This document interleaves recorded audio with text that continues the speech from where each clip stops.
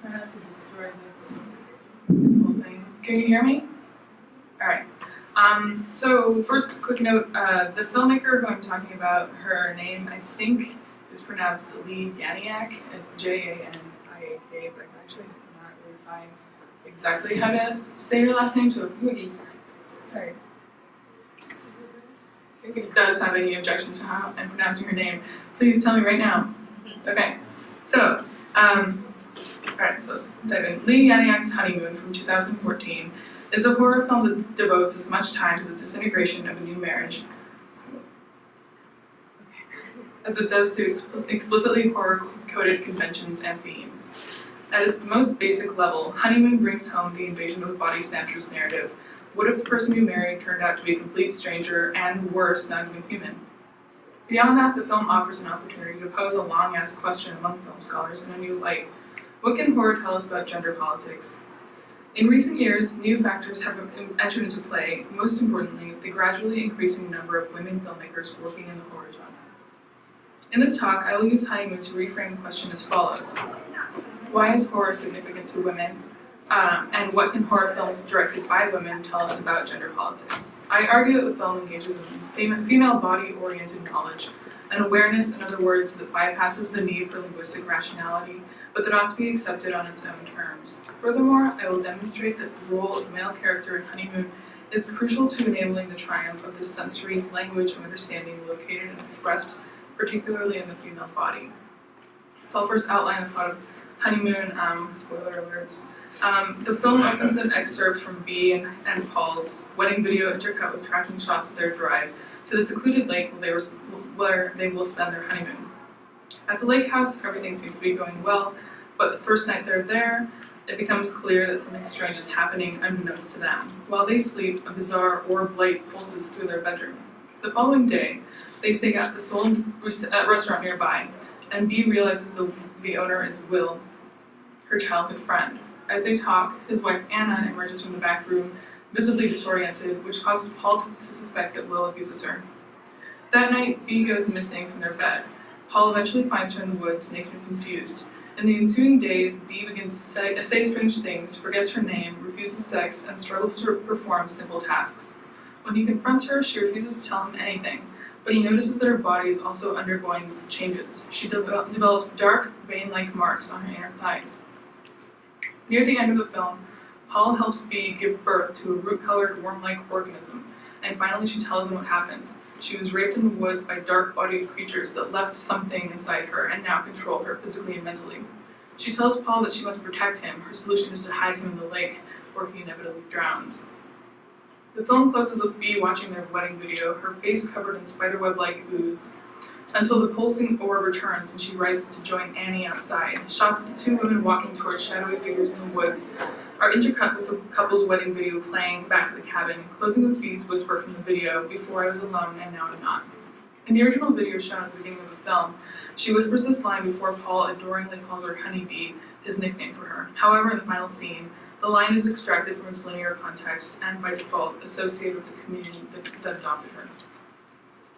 Apart from the obvious connection to the invasion of the body snatchers, Honeymoon evokes a slew of other films, among them Rosemary's Baby, The Brood, Alien, The Shining, The Fly, and more. Like Honeymoon, many of these are psychological or body horror films, or otherwise depict horrific bodily deterioration. All but one, Alien, follow a couple dealing with bodily or mental change or outright monstrosity in one spouse. The horror of many of these films centers upon the female body, primarily supernatural pregnancy. Yaniak thus plays homage to films that are important to her and inserts her own into an existing canon. In this way, she fits a recent trend among women filmmakers, writers, and scholars who have begun to locate their fears and traumas in horror films, seeing horror as a genre that particularly demonstrates how frightening, physical, and outright messy the experience of womanhood can be. For film scholar Isabel Pinedo, women's violence in 1980s slasher films serves as, quote, the narrative justification for female rage and violence, end quote. The horror film provides, to Pinedo, a personal way of working through emotions that, she writes, were otherwise, quote, denied legitimate expression, end quote. Canadian writer Keira Lajanice speaks similarly of the genre in her autobiography, weaving together the harried plots of horror films and thrillers with childhood trauma such as her adoption, her mother's rape, and subsequent mental illness in their struggle to convince her father to take their ailments seriously. For these writers, horror films represent, again and again, women under threat of rape, of murder, and arguably even more sinister, of dismissal. Many of the films they discuss cultivate, like Honeymoon, a sensory and sensational viewing experience steeped in physical excess and bodily horror. In her canonical article, Film Bodies, Gender, Genre, and Excess, Linda Williams describes the horror film as a body genre alongside pornography and melodrama, genres that, according to widespread criticism, exploit viewers through the sensationalist, cheap means of affecting their bodies. Williams argues that the three body genres she names are especially disreputable because, quote, the bodies of women figured on the screen have functioned traditionally as the primary embodiments of pleasure, fear, and pain, end quote. These films are vilified for their presumed mirroring effect on the audience, that spectators mimic the pleasure, fear, and pain or grief of women specifically degrades and discredits the experience even further. In fact, the language used to describe the horror genre's degeneracy overlaps significantly with that of the female body. Feminist theorist Teresa Brennan notes, quote, women in more or less all societies have been vehicles for the expression of male loathing of the physical and of potentially decaying, end quote. Women and other undesirables, according to Brennan, have been associated with disgusting organic materials, quote, sliminess, bad smell, stickiness, decay, foulness, end quote. Williams' body genres are thus doubly offensive because they cater to our sensational urges and they take, as their mirroring anchor, the undesirable, impure female body out of control. For Janice Pinedo and others, the fact that women's bodies and emotions are often exploited and abused in the horror genre supports their claim that horror, and perhaps more explicitly than any other genre, openly acknowledges women's fears and insecurities about their bodies and minds. My particular angle on Honeymoon, as I mentioned earlier, scrutinizes its engagement with nonverbal communication and understanding centered explicitly on the female body. Feminist scholarship has long noted that women and men are, by and large, seen as separated by a dualism between body and mind. Susan Bordeaux, for instance, notes that women have long been cast in the role of the body and, by association, a negative carnality. The association of masculinity with the mind, and by extension rationality, sharply contrasts the feminine connection to bodily function, male sexual temptation, and irrationality or intuition. As Adrienne Rich has articulated, furthermore, the bond between mother and child, especially female, is primarily bodily and wordless. In male eyes, a woman's body and connection to her mother's body is frightening, inexplicable, even disgusting. She describes coming to understand her father's displeasure at acknowledging her mother's bodily functions, including pregnancy, as, quote, a way of disengaging himself from that lower realm, end quote. The language Rich uses to describe her father's aversion to the female body recalls Brennan's and Williams' respective discussions of the impure female body. Honeymoon hints at a separation between mind and body, or rather, between rationality and the inexplicable, the physical. On a basic level, Paul gravitates toward the former and B toward the latter. Paul demands to know why B is acting strangely, insists on taking her to see a doctor, and in the moments leading up to the birth scene, speaks to her tenderly but forcefully in an attempt to reach her. As B's infection worsens, on the other hand, she begins to forget simple words like nap and suitcase, and struggles to recall the appropriate response to I love you. She occasionally refers to herself as we, demonstrating that she is plugged into a community of sensory or psychic understanding. In the moments following the birth, she does speak loosely to Paul about what happens to her. Even so, this speech focuses primarily on the connection she feels to the dark body of things. I'm trying to show you a clip of that in here.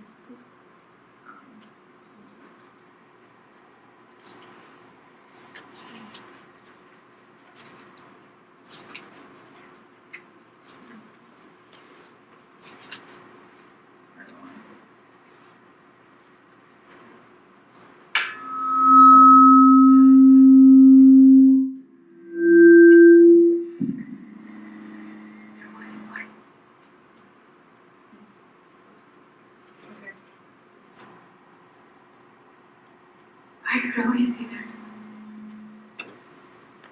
outlines of their body.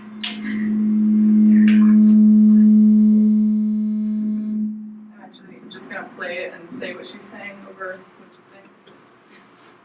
Also, so basically, she's telling him is that she saw these things with dark bodies and they put things inside me. She's like, I couldn't see them anymore, thank you. But I could still feel them.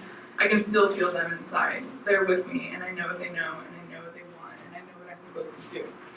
So that's what she was just telling him, but more quickly or more slowly than I just did. Sorry. Okay. Yeah. This scene serves as Bee's confession, but she can only explain what happened to her in terms of bodily understanding. So more overtly, Honeymoon challenges the rational body, the rational mind/irrational body dualism I described above. Paul, for instance, is caught between a disengaged masculine-coded pull toward rationality and a sensory-engaged female body function, the birth scene earlier, right before this scene. In earlier horror films that feature monstrous birth scenes, notably Rosemary's Baby and The Brood, the husbands remain at a distance from the female body. They, like Paul, had no role in conception. But the male character's attachment from birth scenes in the earlier films enables them ultimately to control or destroy their respective wives' monstrosity. They're both from the 60s and the 70s also. In Honeymoon, Paul's role arguably represents a modern example of an egalitarian marriage. Rather than watching the sidelines, he literally gets his hands dirty. He helps Bee give birth, actively taking part in the functions of the female body. Yaniak's camera never presents Bee's body as a distant spectacle, but rather as something that Paul actively endeavors to understand. Beyond that, the character of Paul complicates William's argument by embodying most of the film's grief and pathos. In Honeymoon, the male body is not exempt from exploitation through body genres. By focusing on the intensity of Paul's emotional unraveling, rather than pitting his masculine rationality against Bee's bodily disintegration, Honeymoon does not portray one character as more rational than the other. Honeymoon is a female-driven horror film at the barest, most blatant level, that of the female body's potential for penetration and subsequent implantation. Even so, Paul's involvement in Bee's physical transformation is crucial to recognizing female bodily functions, taking them seriously, and ultimately enabling them to obscure male-coded verbal rationality. I'd like to end by bringing up film critic Robin Wood's influential designation between progressive and reactionary horror films. Wood argues that at its core, the horror film can be defined as normality threatened by the monster. Normality for Wood equals dominant social patriarchy, and the monster represents a repressed aspect of society bubbling to the surface. In progressive horror films, the threat is triumphant. In reactionary horror films, the threat is re-repressed and conformity is restored. I don't want to argue that Honeymoon is a progressive film, although it does fit Wood's description. Rather, I aim to reiterate my opening question. How and why does Honeymoon express feminine concerns? I would suggest that Yaniak's film represents a modern marriage that is, in terms of gender roles, largely equal.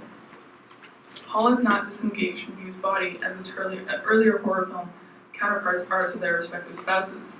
Yet, if we differentiate between the terms sex and gender in terms of, respectively, biology and identity, the horror in Honeymoon is particularly female-centered. Today, while women share more relative social equality with men than in the past, they are still vulnerable to undesired bodily horrors such as rape and unwanted or even wanted pregnancy. Horrors that are, in Honeymoon, depicted as a threat to men and the female capacity for rationality.